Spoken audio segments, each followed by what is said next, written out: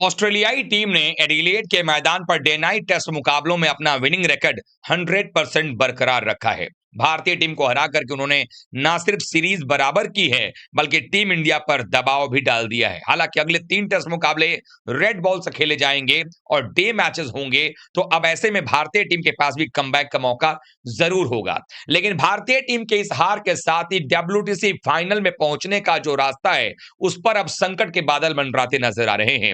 कैसे भारतीय टीम इस टेस्ट मुकाबले को भी, यानी पिंक बॉल टेस्ट मैच को भी जीत सकती थी, लेकिन कुछ ऐसी वजहें रहीं जिसकी वजह से भारत को हार का सामना करना पड़ा। आखिरकार टीम इंडिया की हार के वो सबसे बड़े गुनहगार कौन हैं, ये हम आपको इस वीडियो में बताएंगे। साथ ही साथ डब्ल्यूटीसी फाइनल में अब टीम इंडिया के लिए क्या संभावनाएं हैं, ये सारी जानकारी हम आपको इस वीडियो में देने वाले हैं। तो वीडियो पूरा देखिएगा, पसंद आए तो लाइक कीजिएगा, दोस्तों में भी शेयर कर लीजिएगा, और चैनल पर पहली बार आए हैं तो क्रिकरोच की फैमिली में सब्सक्राइब बटन दबा करके अभी शामिल हो जाएगा। चलिए वीडियो को शुरू करते हैं। आप सब जानते हैं कि पर्थ टेस्ट मुकाबला जीतने के बाद पिंक बॉल टेस्ट मुकाबले में भारतीय टीम अपना दमखम दिखाने के लिए मैदान पर उतरी थी।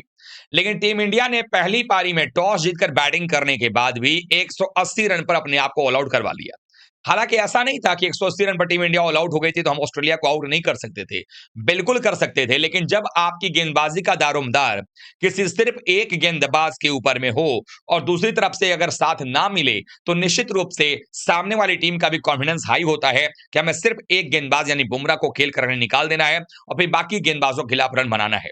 और सबसे खास बात तो ये रही कि जिस ट्वाइलाइट की बात एडिलेड टेस्ट मैच में लगातार होती है, कि जब रात हो रहा होता है, सूर्यास्त हो रहा होता है, फ्लड लाइट आ रहा होता है, और उस समय जब गेंदबाजी होती है, तो बहुत मुश्किल होता है बल्लेबाजों के लिए। लेकिन इसके बावजूद भारतीय टीम जब गेंदबाजी करने आई, ट्वाइलाइट का वक्त था, और आपके पास पिंक बॉल, नई ठोस पिंक बॉल हाथ में थी, उसके बावजूद भारतीय टीम ने सिर्फ एक विकेट निकाला 33 ओवर में।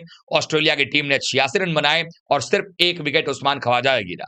कहीं ना कहीं जो दबाव बनना चाहिए था भारतीय टीम की तरफ से, एक तरफ से बुमराह गेंदबाजी कर रहे हैं, दूसरी तरफ से जो बॉलिंग का दबाव होना चाहिए था ऑस्ट्रेलिया पर, अगर शमी होते तो शायद वो करते, वो नहीं हो पाया। और ऑस्ट्रेलिया ने एडिलेड टेस्ट मैच में जो उन लोगों का एक्सपीरियंस है पिंक बॉल खेलने का, उसको देखते हुए उन्होंने इस पूरे 2 घंटे के सेशन को, 2.5 घंटे के सेशन को निकाला। यही वो क्षण था जहां पर भारतीय टीम कमबैक कर सकती थी, यानी पिंक बॉल से ट्वाइलाइट में जब टीम इंडिया बॉलिंग कर रही थी, और अगर टीम इंडिया ऑस्ट्रेलिया के 3-4 विकेट निकालती तो ऑस्ट्रेलिया के मन में भी डर बैठता और वो भी कहीं ना कहीं बैकफुट पर जाते और टीम इंडिया के पास मौका बनता कि उनको भी 150 के आसपास समेटा जा सके। लेकिन भारतीय टीम ने इस ट्वाइलाइट का, नई पिंक बॉल गेंद का पूरा फायदा नहीं उठाया और फिर ऑस्ट्रेलिया इस मैच में हमसे आगे निकल गया, जिसकी वजह से अगले दिन धूप खिली और दोनों ही सेशन में ऑस्ट्रेलिया ने जमकर बल्लेबाजी की। और पहली पारी में ही भारत के खिलाफ में 157 रनों की लीड ने ऑस्ट्रेलिया को मैच पर बड़ी जबरदस्त पकड़ बनाने के लिए एक तरीके से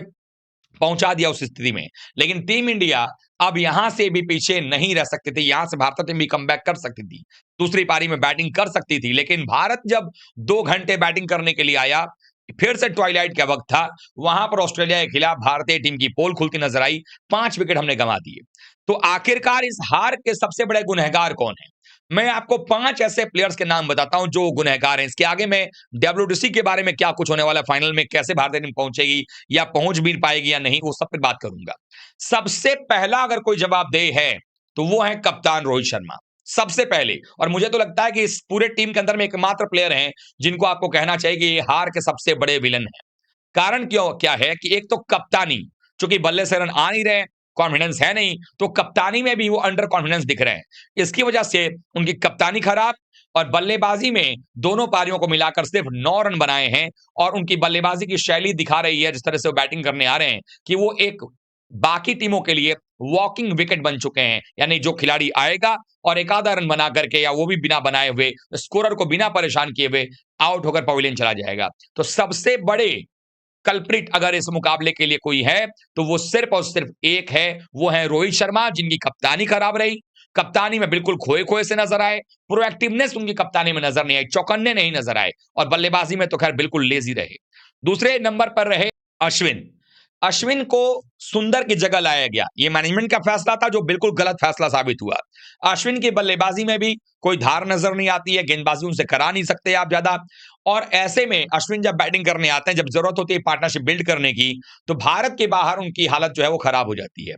आप ऐसी बॉल पे आउट हो रहे हो जहां पर आपके लिए ऑलरेडी प्लान बनाया गया है और आप उनके जाल में फंस रहे हो। तो वो अश्विन की का खेल जो है वो भी भारतीय टीम के लिए हार का कारण बना। हर्षित राणा की घटिया गेंदबाजी। हर्षित राणा पिंक बॉल से कह सकते हैं एक्सपीरियंस नहीं था उनको। वहां पर लगातार जो है वो गेंदबाजी ऐसे जोन में करते रहे जो ऑस्ट्रेलिया के लिए भाता रहा, और उन्होंने भी खराब गेंदबाजी करके भारतीय टीम का काम बिल्कुल खराब किया। उसके अलावा विराट और केएल राहुल। केएल राहुल ने पिछले टेस्ट मैच की दूसरी पारी में 77 बनाए, विराट ने 100 बनाए। तो क्या यह माना जाए कि जब सारे खिलाड़ी रन बनाएंगे, उसी जगह पर विराट कोहली और केएल रन बनाएंगे? और इनके ऊपर दबाव अब अगले टेस्ट मैच में अपने आप को साबित करने का होगा, क्योंकि अगले टेस्ट मैच में अगर केएल और विराट दोनों रन नहीं बनाते हैं, तो फिर इनको टीम से बाहर ही कर देना बेहतर होगा भारतीय क्रिकेट टीम के लिए। भले ही विराट के फैन नाराज होंगे, लेकिन जो सच्चे फैन होंगे, जो वाकई में देश के लिए सोचते होंगे, वो इस बात को समझेंगे कि कब तक आप महानता का बोझ अपनी टीम के ऊपर में डाल करके चलते रहेंगे। ऐसे में ये वो 5 खिलाड़ी हैं जिन्होंने हार की स्क्रिप्ट भारतीय टीम के लिए लिख दी थी। अब बात कर लेते हैं इस बात पर कि आखिरकार डब्ल्यूटीसी में क्या होगा। डब्ल्यूटीसी फाइनल की जहां तक बात है, तो साउथ अफ्रीका जो है वो फाइनल में पहुंच चुका है। कैसे पहुंचा है?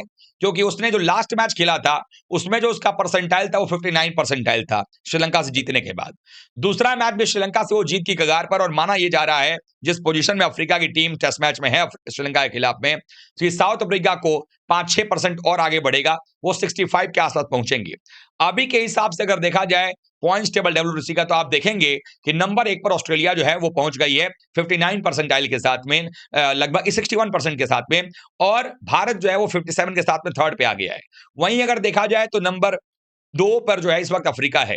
लेकिन जैसे ही साउथ अफ्रीका की टीम जीतेगी, वैसे ही डब्ल्यूटीसी फाइनल का जो इक्वेशन है बदलेगा। अफ्रीका नंबर 1 पर जाएगी, ऑस्ट्रेलिया 2 पर और भारत 3 पर।